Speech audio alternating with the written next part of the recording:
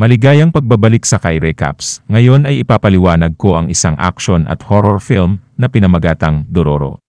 Makikita ang mga bangkay ng mga sundalong nasawi sa isang digmaan, habang ang kalabang mga sundalo ay patuloy na hinahanap ang mga natitirang kalaban. Nahanap nila ang commander ng mga sundalo na si Daigo, kaya't agad itong pinatay ng mga sundalo. Himalang nakaligtas si Daigo sa tiyak na kamatayan, at tumungo ito sa isang templo kung saan naroroon ang 48 estatwa ng halimaw. Nakipagkasundo sa mga ito si Daigo upang bigyan siya ng kapangyarihang sakupin ang buong mundo kapalit ang katawan ng kanyang hindi pa naipapanganak na anak. Maraming taon na ang lumipas at makikita sa isang palengke ang babaeng magnanakaw na hinahabol ng kanyang mga biktima. Sa kabilang dako ng palengke ay makikita ang isang bar kung saan ay sumasayaw ang isang babae. Sa bar din iyon ay makikita ang isang manghuhula na nag-ikot upang maghanap ng customer. Nakita nito ang isang misteryosong lalaki, at nang tingnan ang kamay nito ay naitanong ng lalaki kung gaano nakatagal itong patay. Tumayo ang lalaki at agad na inataki ang babaeng sumasayaw na isa palang halimaw.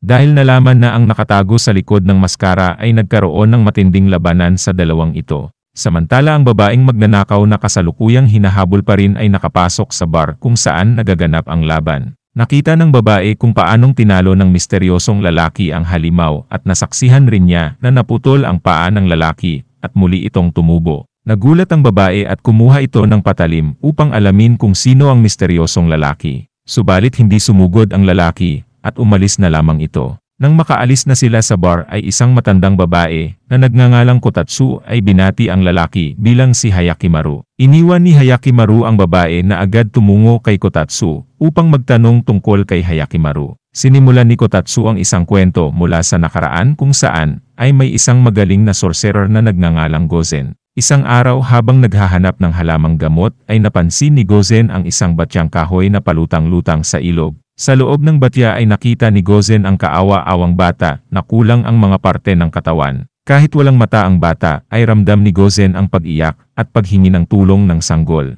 Nagdesisyon si Gozen na ampunin ang bata, at sa pamamagitan ng mga parte ng katawan ng mga batang namatay sa digmaan, ay binigyan niya ng bagong katawan ang sanggol. Isa-isa niyang hinulma ang mga lamang loob at pinangalanan ang bata bilang si Hayakimaru. Isang araw ay nalaman ni Gozen na nais bawiin ng mga batang pinagkuhanan niya ng parte ng katawan ang bagong katawan ng bata. Kalaunan ay nagkakilala si Gozen at Kotatsu kung saan ay binigyan siya nito ng isang espada na pinaniwalaang nakatadhana para kay Hayakimaru. Pinalaki ni Gozen si Hayakimaru bilang tunay na anak at itinuro dito ang lahat niyang nalalaman sa martial arts. Makalipas ang maraming taon ay nagkasakit si Gozen dahil matanda na ito, tumanggi na rin sa anumang gamot. Inutusan ni Gozen si Hayakimaru na kapag namatay siya ay kailangang sunugin ang kanyang bahay at mga bagay sa loob nito. Ito ay sa kadahilanang ang mga gamot na nasa bahay ay may kakayahang magbigay ng immortality na magpapagulo sa mundo. Binilinan rin niya si Hayakimaru na mamuhay sa kung ano talaga ang kanyang pagkatao. Nang mamatay si Gozen ay sinunod ni Hayakimaru ang mga iniutos ng matanda. Nakarinig ng tinig si Hayakimaru na nagsasabing makukuha niyang muli ang mga parte ng kanyang katawan sa 48 halimaw kung matatalo niya ang mga ito. Sa kasalukuyan ay namangha ang babae sa kwento, kaya't sinundan nito si Hayakimaru saan man ito magpunta. Patuloy nitong inaalam ang kanyang pangalan, kahit na ayaw itong kausapin ni Hayakimaru. Sa sobrang kulit ng babae ay napilitan si Hayakimaru na sabihin ang kanyang pangalan, kaya't nagpakilala rin ang babae bilang si Dororo. Habang nasa tabing ilog ang dalawa ay nagulat ang babae dahil biglang hinugot ni Hayakimaru ang kanyang espada. Ito ay dahil nakikita pala ni Hayakimaru ang isang batang halimaw, ngunit kalaunan ay napagtanto niyang hindi mapanganib ang halimaw. Sinundan ng dalawa ang batang halimaw at dinala sila nito sa isang nasunog na templo. Ang templong iyon ay ampunan sana ng mga batang biktima ng digmaan at ang halimaw na iyon ay ang pinagsamang mga kaluluwa ng mga bata.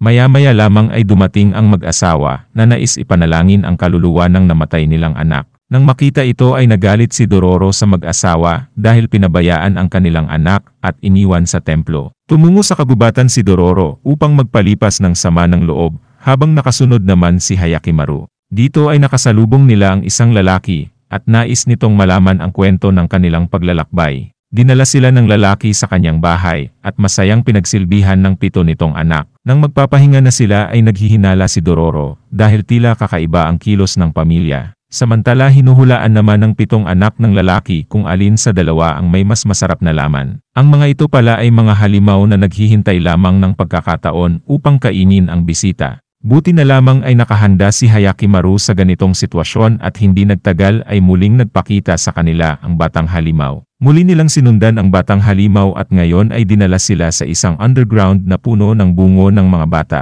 Inikot nila ang lugar kung saan ay natagpuan nilang ang underground pala ay konektado sa templo. Nadiskubre din nila ang maraming itlog ng mga halimaw mula sa asawa ng lalaki na kumain pala ng mga batang inampon sa templo. Nagmadaling tinawag ni Dororo ang mga tao sa lugar at pinakita ang kanilang natuklasan upang malaman ng lahat ang katotohanan. Nahanap naman ni Hayakimaru ang lalaki at asawa nito, ngunit hindi rin nakapalag sa kanya ang lalaki. Nang hindi na makalaban ang lalaki, ay sinubukan itong patayin ng kanyang asawang halimaw kasama si Hayakimaru. Subalit dahil wala pang puso si Hayakimaru ay tinanggal lamang niya ang espadang nakatusok sa kanya. Nagbagong anyo ang babae at sinubukang tumakas, ngunit hindi ito pinayagang tumakas ng mga kaluluwa ng batang kanilang biktima. Gamit ang kanyang espada ay tuluyang pinatay ni Hayakimaru ang halimaw. Nagkaroon ng kapayapaan ang mga kaluluwa ng bata at bumalik sa tunay nilang anyo. Sa pagdating ni Dororo kasama ang mga tao ay nakita ng mga ito na napalitan ang atay ni Hayakimaru dahil yun ang nakuha niya mula sa halimaw. Dahil sa natuklasan ay inakala ng mga tao na isa ring halimaw si Hayakimaru kaya't sa pilitan siya nitong pinaalis. Nagpatuloy sa paglalakbay si Hayakimaru at Dororo kung saan ay isang punong halimaw ang kanilang nakalaban. Gamit ang kaalaman sa pakikipaglaban, ay nagawang talunin ni Hayakimaru ang halimaw at mula sa halimaw na ito ay nakuha niya ang kanyang tunay na tenga. Hindi nagtagal ay isang dambuhalang hayop naman ang kanilang nakaharap at napakatigas ng balat nito. Nahirapan si Hayakimaru sa labang ito at muntikan pang maging pagkain ng halimaw. Buti na lamang at tumulong si Dororo kaya't nagawang putulin ni Hayakimaru ang dila ng halimaw at tuluyang patayin ito. Mula naman sa halimaw na ito ay naibalik niya ang kanyang vocal cords. Nang makarating sa isang mabatong bundok ay nakaharap naman nila ang isang halimaw na ibon. Isa rin itong mahirap na kalaban dahil sa kakayahang lumipad kaya't nahirapan si Hayakimaru. Sinubukan ring tumulong ni Dororo, ngunit nagalit sa babae ang ibon at ito ang ginawang target. Nagkaroon ng pagkakataon si Hayakimaru at ginamit ang kanyang espada. Mula sa halimaw ay nalaman nilang ang may kagagawa ng mga bagay na ito ay walang iba kundi ang ama ni Hayakimaru na si Daigo. Nang matapos talunin ang halimaw na ibon, ay nakarating ang dalawa sa hangganan ng teritoryo ni Daigo. Ang videong ito ay sponsored ng 1xBet, ang #1 trusted betting sites na pwede kang kumita sa paglalaro ng mga paborito mong online sports betting games. Kung gusto nyong mag-register ay i-click lamang ang link sa ating pinned comment sa baba at i-type ang promo code na 1xKRecaps upang makakuha ng up to 12,000 pesos na bonus sa inyong unang deposit. Maaari kang mag-bet sa paborito mong sporting events kagaya ng NBA, UFC, Olympic Games at marami pang iba. Siguraduhin lamang na maging responsable sa inyong pagbet.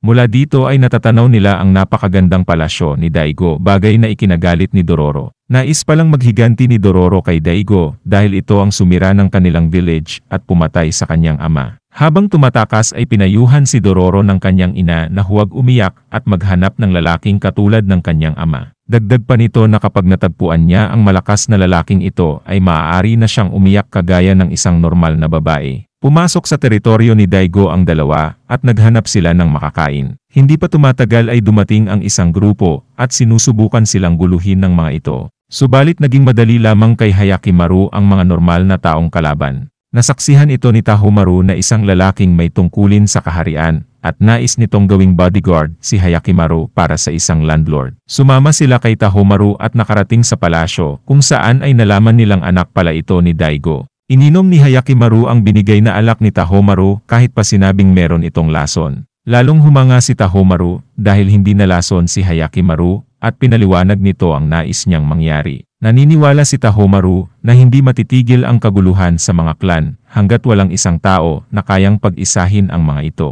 Dahil dito ay sasamahan niya ang kanyang amang si Daigo sa pakikipaglaban upang pag-isahin ang mga klan ng Japan. Inimbitahan ni Tahomaru si Hayakimaru upang makilala ang kanyang ama, ngunit nakita nila ang asawa ni Daigo na siya ring ina ni Hayakimaru. Nagalit si Tahomaru dahil hindi nagbigay galang si Hayakimaru, ngunit lumapit ang reyna kay Hayakimaru at hinawakan ang kanyang kamay. Dito ay nakita ni Hayakimaru ang nakaraan kung saan ay balak na siyang patayin ng amang si Daigo, ngunit ipinagtanggol siya ng kanyang ina. Upang mailayo sa kapahamakan, ay pinaanod na lamang siya sa ilog sa pag-asang may makakakita sa bata. Napagtanto ng reyna na nagbalik na ang kanyang anak kaya't labis ang tuwa nito. Nagmadaling umalis si Hayakimaru sa kabila ng pagpigil sa kanya ni Tahomaru. Kinausap ng reyna si Daigo tungkol sa muling pagbabalik ng kanilang anak na itinakwil nila noon. Nagdududa si Daigo sa sinasabi ng reyna dahil alam niyang hindi na mabubuhay ang isang batang kulang ang mga parte ng katawan. Narinig ni Tahomaru ang usapan ng kanyang mga magulang at hindi makapaniwala sa kanyang nalaman. Samantala inamin naman ni Hayakimaru kay Dororo na siya nga ay anak ni Daigo at kapatid niya si Tahomaru. Pinakita ni Hayakimaru sa babae ang kanyang nakita sa nakaraan at hiniling na patayin na lamang siya. Hindi ito kayang gawin ni Dororo kaya't iniwan na lamang ni Hayakimaru ang babae.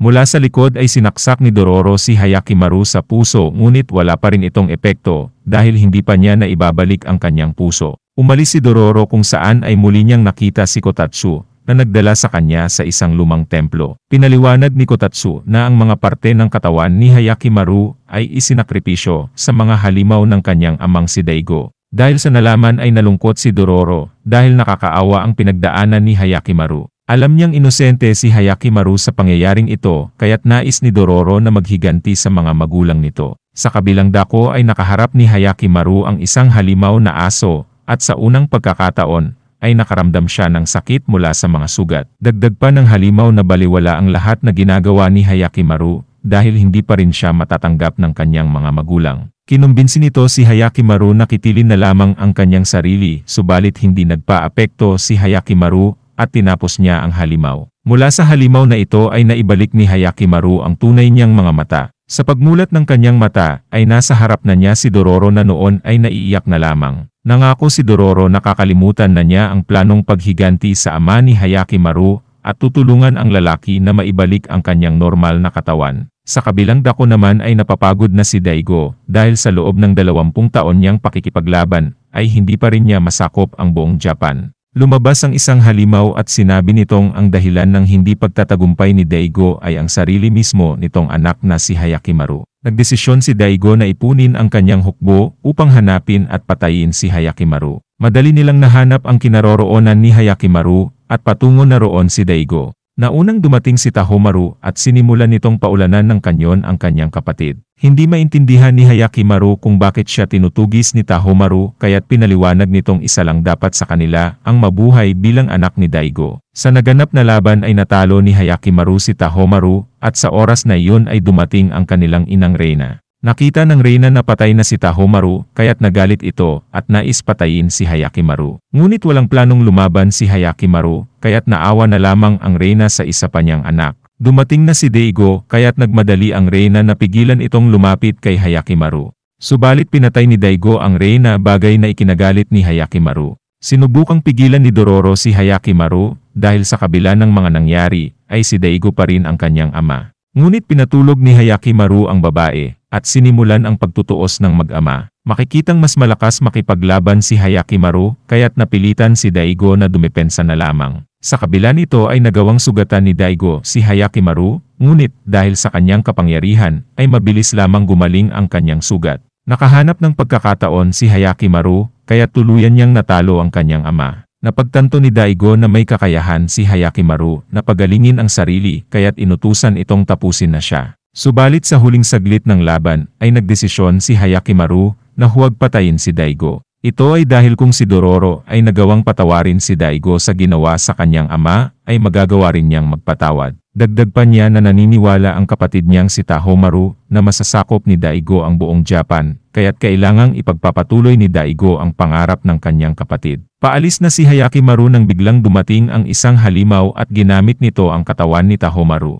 Nakipagkasundo ang halimaw na bubuhayin nito si Tahomaru kung ibibigay ni Daigo ang mga parte ng kanyang katawan. Dito ay pinayuhan ni Hayakimaru ang kanyang ama na huwag maniniwala sa sinasabi ng halimaw dahil hindi magiging maganda ang takbo ng kaharian kung ang pinuno nito ay umaasa sa mga halimaw. Napaisip si Daigo subalit sa huli ay nagdesisyong ibigay ang kanyang katawan sa halimaw. Subalit ginamit lamang ng halimaw ang katawan ni Daigo upang makabalik ito sa palasyo at ihanda ang hukbo na patayin si Hayakimaru. Paalis na ang halimaw nang hindi inaasahang kinokontra ito ni Daigo at inutusan si Hayaki Maru na patayin na siya bago pa tuluyang makontrol ng halimaw. Nagulat si Hayaki Maru at ang nabuhay na si Taho Maru sa kanilang narinig at nagdalawang isip ang mga ito. Hindi nagtagal ay nakabalik sa katawan ni Daigo ang halimaw at inatake si Hayaki Maru.